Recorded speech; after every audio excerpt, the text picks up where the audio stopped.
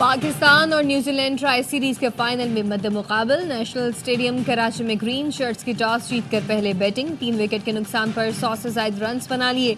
बाबर आजम 29, फखर Zaman 10, south Shakeel 8 run बनाकर out हुए। बाबर आजम ने वनडे में 6000 रन मुकम्मल कर लिए। 123 इनिंग्स में हाशिम आमला का रिकॉर्ड बराबर किया।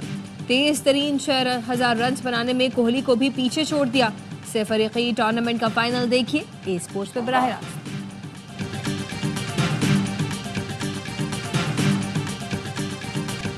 Army chief general Syed Asim Munir और आला हुकूमती ओहदेदारान का SIFC ग्रीन कॉर्पोरेट इनिशिएटिव का दौरा। वजीर आला पंजाब ने smart agri farm, green agri malls, agri research सहूलत सेंटर का इफ्तिताह किया।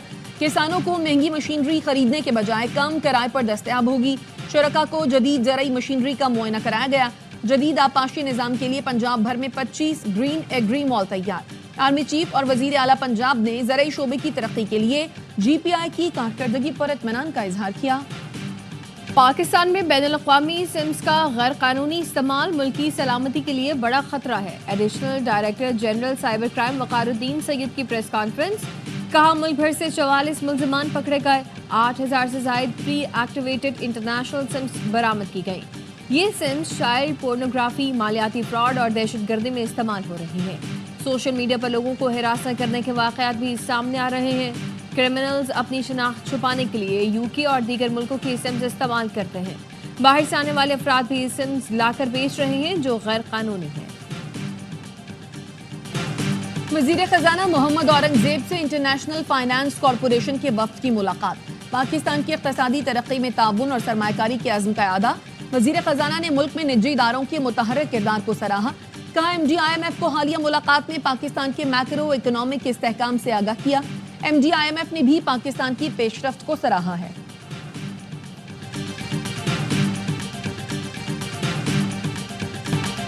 पाकिस्तान ने अमेरिका भारत मुश्तरका एलामिया यकतरफा करार दे दिया। तर्जुमान दफ्तर खारजा ने कहा, एलामिया में भारत की जानिब से सलामती काउंसिल की करारदादों की खिलाफ वर्जी को मद्देनजर नहीं रखा गया, जो खित्ते में आदम इस्तेहकाम की वजह है। पाकिस्तान का भारत को जदीद टेक्नोलॉजी से लैस हथियार देने के अमरीकी ऐलान पर तशवीश का इजहार। तर्जुमान ने कहा, ऐसे इक़दाम खित्ते में फौजी तवाज़ुन मुतासिर करेंगे। बैनुल-अक़वामी शराकत दारों से अपील है वो एकतरफा मौक़िफ़ की तौसीक़ से गुरेज करें जो ज़मीनी हक़ाइक़ के मुनाफ़ी है।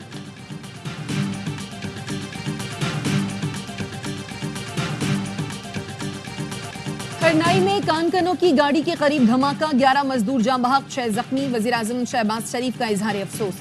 कहा, शहरियों की जानो माल को नुकसान पहुंचाने वाले दरिंदों को सख्त कीमत अदा करना पड़ेगी। वज़ीर आला बलोचिस्तान सरफराज बुगटी का कहना है, हम दुश्मनों के अज़ाइम किसी सूरत कामयाब नहीं होने देंगे। वाक़े में मुलव्वस दहशतगर्दों को जल्द अंजाम तक पहुंचाया जाएगा। कराची में हेवी ट्रैफिक से मुतालिक दफा 144 नाफिज। कमिश्नर कराची ऑफिस से नोटिफिकेशन जारी। शहर में हेवी ट्रैफिक की नक्ल हरकत मुनज़्ज़म की जाए। रात 10 से सुबह 6 के सवा डंपर चलाने पर पाबंदी होगी। तामीराती सामान की तरसील के लिए मुकर्ररा रूट इख्तियार करना होगा। इतलाक 2 माह के लिए होगा। पानी, दवाएं, लिक्विड गैस की गाड़ियां पाबंदी से मुस्तस्ना होंगी।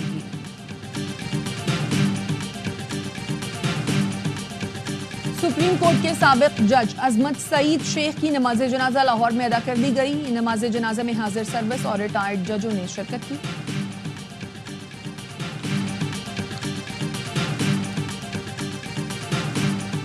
मलकवाल में आतिशबाजी के सामान में आग लग गई। धमाके से 15 साल का लड़का जाम बहक, 5 बच्चे जख्मी। पुलिस का कहना है अफसोसनाक वाक़या बच्चों के पटाखे चलाने के दौरान पेश आया।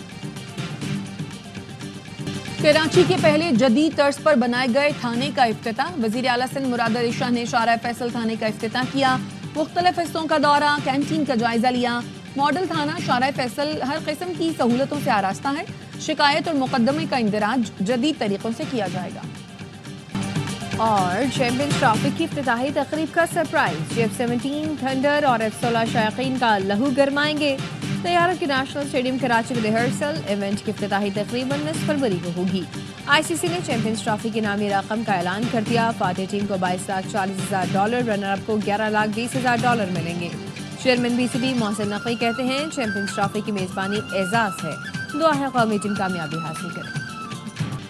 सुप्रीम कोर्ट के 6 मुस्तकिल और जस्टिस गुल हसन औरंगजेब ने आर्जी जज का हल्फ उठा लिया। चीफ जस्टिस याहिया अफरीदी ने justice Aamir Farooq, justice Hashim Kakar, justice Ishtiaq Ibrahim, justice Shakeel Ahmed, justice Shafi Siddiqui, justice Salahuddin से हल्फ लिया। जस्टिस सरफराज डोगर ने इस्लामाबाद हाई कोर्ट के कायम मकाम चीफ जस्टिस का हल्फ उठाया। सदर ममलिकत आसिफ अली जरदारी ने हल्फ लिया। कायम मकाम chief justice Sindh high court Junaid Ghaffar की हल्फ बर्दारी। कायम मकाम chief justice Peshawar high court Syed Mohammad Atiq Shah ने ओहदे का हल्फ उठा लिया। गवर्नर खैबर पख्तूनख्वा ने हल्फ लिया। जस्टिस एजाज सवाती ने बलोचिस्तान हाई कोर्ट के कायम मकाम चीफ जस्टिस के ओहदे का हल्फ उठा लिया।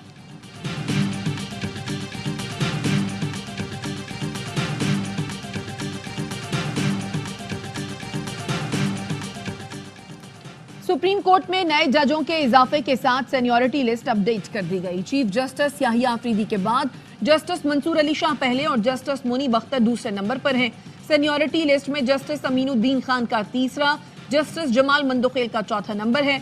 जस्टिस मोहम्मद अली मजहर 5वें, जस्टिस आयशा मालिक 6ठे नंबर पर मौजूद हैं। जस्टिस अतर मिनल्ला 7वें, जस्टिस हसन अजहर रिजवी 8वें नंबर पर हैं।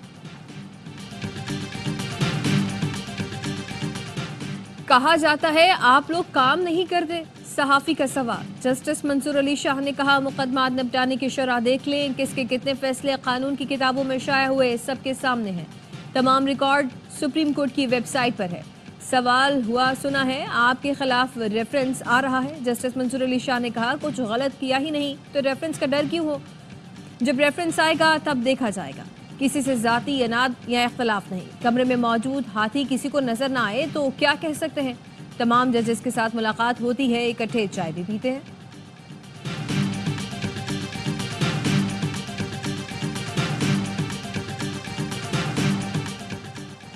वजीर आजम शहबाज शरीफ से अक़वाम मुत्तहिदा के रेजिडेंट कोऑर्डिनेटर मोहम्मद याहिया की मुलाकात। वजीर आजम शहबाज शरीफ का कहना था मौसमियाती तब्दीली के असरात से निपटने के लिए क्लाइमेट फाइनेंसिंग अहम जुज़्व है।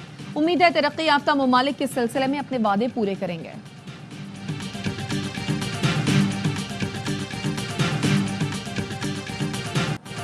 IMF की एक और शर्त पर अमल दरामद। FBR से अहम इख्तियारात वापस। टैक्स पॉलिसी साजी और टैक्स वसूली को अलग अलग कर दिया गया। वजारत खजाना में टैक्स पॉलिसी ऑफिस कायम। टैक्स पॉलिसी ऑफिस वजीर खजाना और रेवेन्यू कॉरपोरेट करेगा। टैक्स पॉलिसी ऑफिस हुकूमती इस्लाहाती एजेंडा बनाने पर काम करेगा।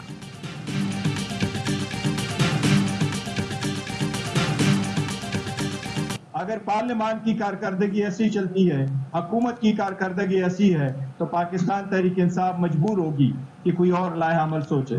ने बड़ी कोशिश की कि मसाइल सियासी हल निकले, लेकिन सियासी हल निकालने के लिए सियासी लोगों का और सियासी जहनियत रखने वाले लोगों की जरूरत है। चेयरमैन PTI बैरिस्टर गौहर का कहना है असेंबली और हुकूमत ऐसे ही चलती रही तो कोई लाहे अमल इख्तियार करना पड़ेगा। सियासी मसाइल के हल के लिए सियासी लोगों की जरूरत है। सुन्नी इत्तेहाद काउंसिल के सरबराह साहबजादा हामिद रजा कहते हैं पॉइंट ऑफ ऑर्डर पर बात करने नहीं दी, जिसकी शदीद मुजम्मत करते हैं। जल्द ऑपोजिशन इत्तेहाद पर वर्किंग करने जा रहे हैं। बैरिस्टर अली जफर का सेनेट में इजहार ख्याल, कहा कौम पिस रही है, लोग नाराज हैं। हुकूमत ने आवाम से एहतजाज का हक भी छीन लिया। फ्लोर न मिलने पर ऑपोजिशन का एहतजाज, इजलास पीर तक मुलतवी। कौमी असम्बली में बैरिस्टर गौहर को बोलने की इजाजत न मिलने पर PTI अरकान का शोर शराबा, ऐवान से वॉकआउट। कौरम की निशानदेही पर इजलास मुलतवी कर दिया गया।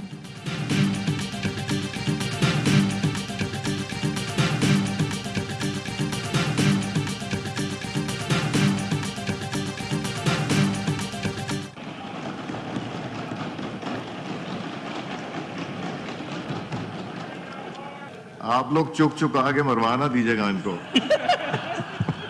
मेरा सवाल अपने ही दोस्तों से है, मुझे क्यों निकाला? PTI से निकाले गए शेर अफजल मरवत की कौमी असम्बली आमद। हुकूमत अरकान ने डेस्क बजाकर इस्तकबाल किया। स्पीकर ने मुस्कुराते हुए कहा आप इन्हें मरवा न देना। नुक्ता एतराज पर शेर अफजल मरवत बोले मेरा सवाल अपने ही दोस्तों से है, मुझे क्यों निकाला। शेर अफजल मरवत के नुक्ता एतराज पर हुकूमती अरकान मुस्कुरा दिए। PTI अरकान खामोश रहे। असद कैसर कहते हैं शेर अफजल मरवत की पार्टी के लिए खिदमात हैं, उनके मामले पर नजरसानी करनी चाहिए। गिले शिकवे हैं लेकिन क़यादत मुत्तहद है। 4 से 6 फरवरी के दौरान बटल सेक्टर रावलाकोट में 4 भारतीय आईईडीज बरामद की गई। एलओसी पर भारतीय तखरीबी कार्रवाइयां बेनकाब हो गईं। 2016 के बाद एलओसी पर आईईडीज लगाने के 54 वाकयात सामने आए। वजीर दाखिला आजाद कश्मीर वकार अहमद नूर की प्रेस कॉन्फ्रेंस, कहा चकोठी, रकचकरी, बटल और दीगर इलाकों में आईईडीज मिलने और फटने के वाकयात हुए। भारत की 79 शहरियों पर फायरिंग और तखरीबी सरगर्मियों की तारीख है। भारतीय फौज मक्कार चालें चलने की भरपूर कोशिश कर रही है, लेकिन इसे पाक फौज की जानिब से मुंह की खानी पड़ रही है।